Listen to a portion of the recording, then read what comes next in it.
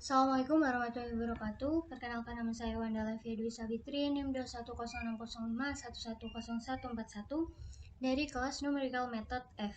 Di sini saya akan menjelaskan mengenai tugas interpolation dan juga linear system dengan menggunakan metode yang pertama, yaitu interpolation Newton order 3. Langkah pertama yaitu kita memasukkan nilai X, nilai Y, dan juga titik yang ingin dicari.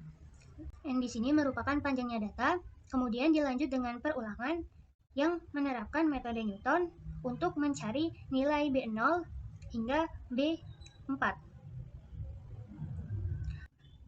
Lalu kita mendeklarasikan sebuah variabel dengan mewakili X0 hingga X4 yang nantinya akan diisi dengan nilai X.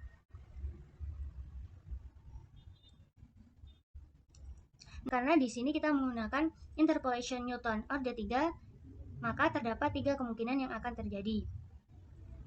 Antara X0, X1, X2, atau X1, X2, X3, atau X2, X3, dan X4.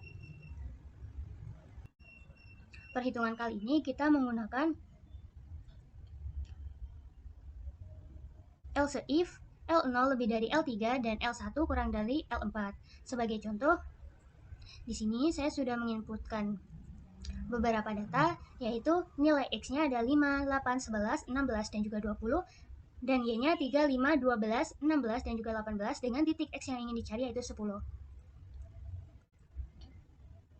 Maka di sini kita menggunakan rumus ini, yaitu B0 ditambah B1 dikali T kurang X1 ditambah B2 dikali T kurang X1 dikali T dikurangi X2 ditambah dengan B3 dikali T kurang X1 dikali T kurang X2 dikali T dikurang X3, sehingga ketika diimplementasikan ke D ini, sebagai contoh di sini kita akan mencari 0,6667.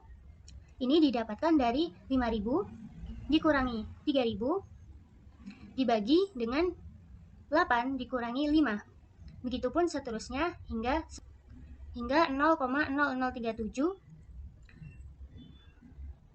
dan mendapatkan nilai approximate dari titik yang diberikan yaitu 9,5379. Baik, di sini kita lanjutkan metode yang kedua, yaitu metode spline, yaitu memasukkan nilai X, nilai Y, dan juga titik yang ingin dicari. Nah, di sini saya mencontohkan memasukkan nilai X sebanyak 5, sehingga nantinya akan menghasilkan 12 persamaan, di mana koefisien dari masing-masing persamaan nantinya akan dimasukkan dalam sebuah matriks. Nah, adapun untuk persamaan 1 hingga 8 ini didapat ketika spline melewati 2 titik. Sedangkan untuk persamaan 9 hingga 11 ini didapatkan dari turunan. Untuk persamaan yang terakhir, persamaan 12 ini didapatkan dari asumsi.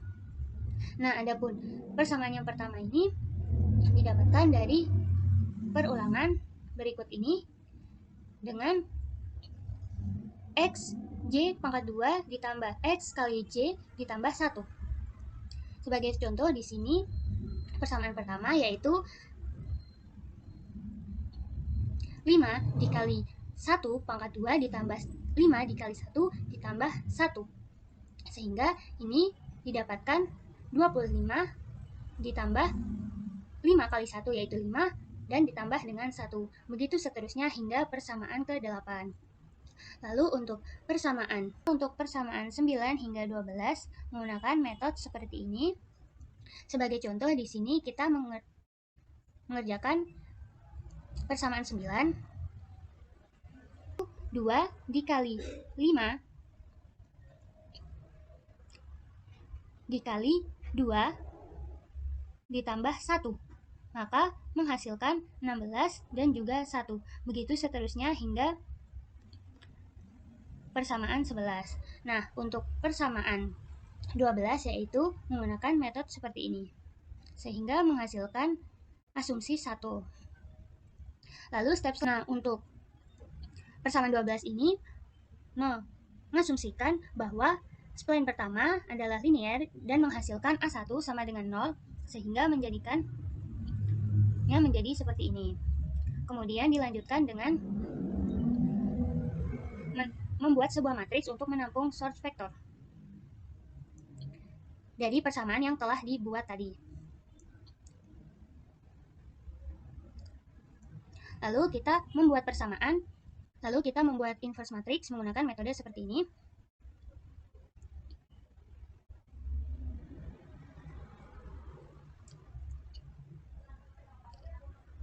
Lalu step selanjutnya yaitu menghitung jika X sama dengan 10, karena di sini terdapat 4 percabangan. Di sini kita menggunakan else if T lebih dari sama dengan X 2 dan T kurang dari X 3. Sehingga didapatkan file 8,5556. Baik, materi yang selanjutnya yaitu kita akan membahas menggunakan metode Gauss-Seidel menggunakan contoh dari Okta. Step pertama yaitu menginput koefisien matriks A, menginput source vector B, initial Guess vector, number of iteration, dan juga toleransi. Menggunakan metode Gauss-Seidel menggunakan perulangan sebagai berikut. Sebagai contoh di sini kita menginputkan sebagaimana pada YouTube dari Pakta. Menggunakan source vector sebagai berikut, initial Guess vector, dan juga number of iteration-nya 10 dengan toleransi 0,05. Sehingga menghasilkan iterasi pertama seperti ini, iterasi kedua, iterasi ketiga, iterasi keempat, iterasi kelima, iterasi keenam, iterasi ketujuh, iterasi ke-8, iterasi ke-9, hingga iterasi ke-10. Nah, adapun materi selanjutnya yang akan kita bahas tentang linear system yaitu LU decomposition, di mana kita memasukkan koefisien dari persamaan yang telah diberikan. Lalu kita memasukkan source vector dari persamaan yang diberikan dengan M sama dengan panjang dari B. Lalu step selanjutnya adalah proses dekomposisi A sama dengan LU. Menggunakan metode seperti ini, di mana terdapat perulangan for K sama dengan 1, N dikurang 1, dengan perulangan for I sama dengan K ditambah 1, N multiplier A I, K dibagi A, K, K. L, I, K sama dengan multiplier for J, K ditambah 1, N. A, I, J sama dengan A, I, J dikurangi multiplier dikali A, K, J. Lalu dilanjutkan dengan perulangan seperti ini. Dilanjutkan dengan step kedua yaitu substitusi maju, yaitu Z sama dengan 0, 1, N. Z1 sama dengan C dikali 1 dibagi L 1, 1 menggunakan perulangan for sebagai berikut. Itu sum di sini adalah ditambah. Step ketiga yaitu substitusi mundur, mana X sama dengan 0, 1, N, X, N sama dengan Z kali N per U, N, N. Dengan metode perulangan for yaitu sebagai berikut. Sehingga menghasilkan output sebagai berikut, dengan B adalah koefisien yang telah diberikan dan juga C adalah source vector yang telah diberikan, dan menghasilkan L dengan matriks segitiga bawah dan juga U matriks segitiga atas, dan menghasilkan X sama dengan X1 1,0000 hingga X dimulai dari X0 yaitu 1,0000 hingga X4 yaitu 1,0000. Sekian dari saya, apabila ada kurang lebihnya saya mohon maaf yang sebesar-besarnya. Wassalamualaikum warahmatullahi wabarakatuh.